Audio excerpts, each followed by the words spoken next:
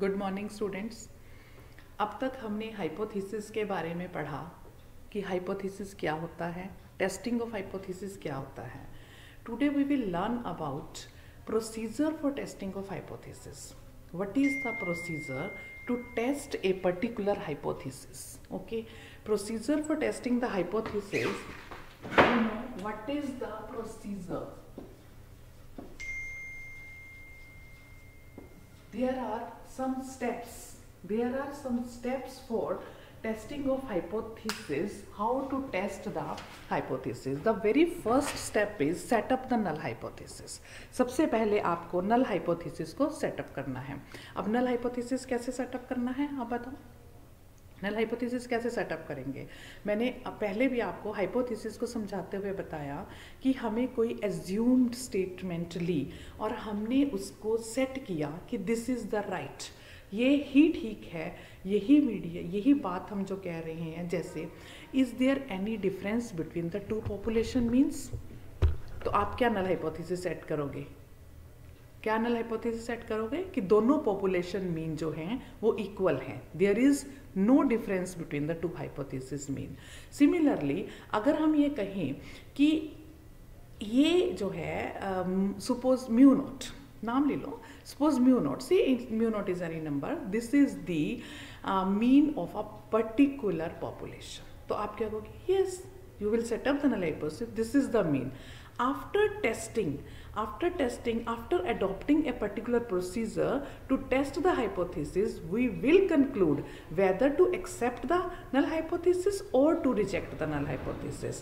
What I mean to say is, the very first step is set up the null hypothesis. Set up the null hypothesis, and null hypothesis is denoted by H naught. Okay, so set up the null hypothesis. The very first step is set up the null hypothesis. The second step in this is, suppose we have set up the null hypothesis. Now how much I am confident about my particular product, about my confidence level. मैंने आपको बताया था level of significance कि हम कितने confident हैं. If we know about the level of significance, suppose we are 95% confident, that means our level of significance is 5%.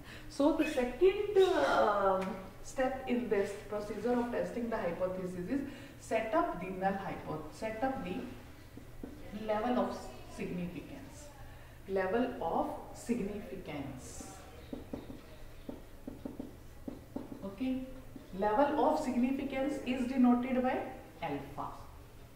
Level of significance is denoted by alpha. आपने मैंने पहले भी बताया था, alpha may be your 5%, may be 1%, may be 10%. If alpha is 10%, that means we are 90% confident. If alpha is 1%, that means we are 99% confident. If alpha is 5%, that means we are 95% confident. So the first step is set up the null hypothesis. The second step is set up the level of significance. Okay, the third important step in this is you will set the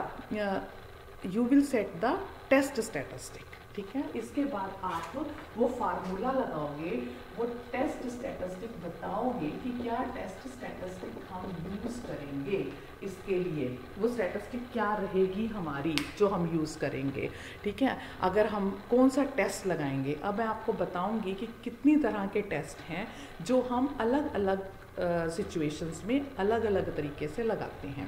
तो वो formula यहाँ पर लगेगा. Suppose I am adopting the formula, I am writing, I am doing the Z test for this. ठीक है, so for there is a formula for Z test. What is the Z test formula? Is Z is equal to T. T is my statistic, means like if I am talking about mean, तो T will be my mean. ठीक है, and then expected value of that statistic divide by standard error of that statistic. This is the formula of Z statistic, that t minus expected of t divided by standard error of t. ठीक है, this is the test, this is the formula. From this formula you will get the calculated value of Z statistic, right?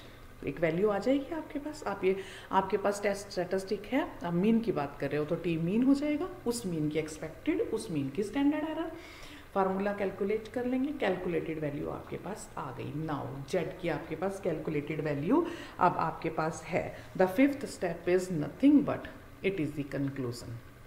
What conclusion? That whether to accept this hypothesis or to reject this hypothesis. अब उसका क्या procedure है, हम इस Z statistic की इस level of significance पर यानी कि अल्फा पर टैबुलेटेड वैल्यू भी देखेंगे। हर टेस्ट जो स्टैटिस्टिकल टेस्ट हमारे पास अवेलेबल हैं उनकी एक टैबुलेटेड वैल्यू भी है। डियर स्टूडेंट्स, जैसे आपको पता है कि हम लोगैरिथमिक की भी वैल्यू निकालते थे, एंटी लोगैरिथमिक की वैल्यू देते थे, देयर आर स्पेसिफाइड वैल्यूज़। इसी तरह से if you are using the Z test there is a particular value of Z test, okay, that is a tabulated value. If you are using a t test there is a tabulated value of t test. So हर test की statistics value हैं, उन values को हम tabulated value बोलते हैं। अब वो वैल्यूज़ कहाँ से आएंगी, जैसे लॉग टेबल्स से हमें लोगैरिथमिक की वैल्यू मिलती हैं, इसी तरह से स्टैटिस्टिक का टेबल होता है जहाँ से हमें स्टैटिस्टिक्स की वैल्यू मिलती हैं। मैं उसका सैम्पल भी आपको दिखाऊंगी और बताऊंगी जब हम इसके एग्जाम्पल्स करेंगे, कोई भी पर्टिकुलर एग्जाम्पल लेके हम उसको सोल्व करेंगे तो मैं बताऊंगी how you can see the table to get the value of a particular test. उसको देखने का भी एक तरीका है, उसको देखने का भी एक फार्मूला है, ठीक है। Then now you are having the Z value. अब वो जेड वैल्यू जो आपके पास है, that Z value is at a particular level of significance alpha, ठीक है, that is a tabulated value. और एक आपके पास जेड की वैल्यू आ गई कैलकुलेटेड वैल्यू जो हमें इस फार्मूले से मिली, ठीक है। अब आपके पास दो वैल्यूज हैं, एक कैलकुलेटेड एक टैबुलेटेड। अगर हम ये कहेंगे कि मेरी कैलकुलेटेड वैल्यू लेस देन है टैबुलेटेड वैल्यू से जो मेरी कैलकुलेट करके आई, तो then I will accept the hypothesis, otherwise I will reject the hypothesis, otherwise I will reject the hypothesis. If this is not less than, अगर मेरी ये वाली लेस है इससे तो मैं रिजेक्ट कर दूंगी, अदरवाइज मैं एक्सेप्ट कर दूंगी। अब रिजेक्ट करने का क्या मतलब है, रिजेक्ट करने का क्या मतलब है, मान लो मैंने कहा कि दो पॉपुलेशन मीन्स इक्वल है नल हाइपोथेसिस में, फिर मैंने क्या किया, उसका अल्टरनेटिव बनाया, फिर मैंने उसका फार्मूला लगाया, फिर मैंने उसका लेवल ऑफ सिग्निफिकेंस बनाया, फिर मैंने उसका टैबुलेटेड वैल्यू, कैलकुलेटेड वैल्यू आ चुकी है, टैबुलेटेड वैल्यू देखी, फिर मैंने कंपेयर कर दिया। अगर कैलकुलेटेड वैल्यू लेस देन है टैबुलेटेड वैल्यू से, we will accept the hypothesis, otherwise we will reject the hypothesis. Okay, समझ में आ गया। फिर से बता रही हूँ आपको, दोबारा से सुनो। Procedure for testing of hypothesis. There are 5 important steps in the procedure of testing of hypothesis. Number 1, set up the null hypothesis. मैंने क्या सेटअप कर दिया null hypothesis, ये देखो, ये 5 steps मैं दोबारा लिख रही हूँ, दोबारा से देखो। Setup the null hypothesis. null hypothesis को सेटअप करने का मतलब क्या है, H0 से नोट करो, इस टू मेरे दो पॉपुलेशन मीन है, पहले को मैं μ1 कह रही हूँ, दूसरे को μ2, और मैं कह रही हूँ कि दोनों में कोई डिफरेंस नहीं है, ठीक है। ये प्रूव करना है मैंने कि दोनों के पॉपुलेशन मीन में कोई डिफरेंस नहीं है, तो इसका मैंने नल हाइपोथेसिस क्या सेटअप किया, μ1 is equal to μ2, number 1। Number 2 step इसमें ऐड कर लेना, number 2 step setup the alternative hypothesis. वो मैंने इसलिए नहीं बताया कि जब आप नल सेटअप कर लोगे तो अल्टरनेटिव तो आपको पता ही है उसका कॉम्प्लीमेंट्री है। So alternate setup the alternative hypothesis. Alternative hypothesis की क्या जरूरत है, पहले भी बताया था, alternative hypothesis will decide whether you are testing whatever you are adopting the test that is one tailed और टू टेल्ड।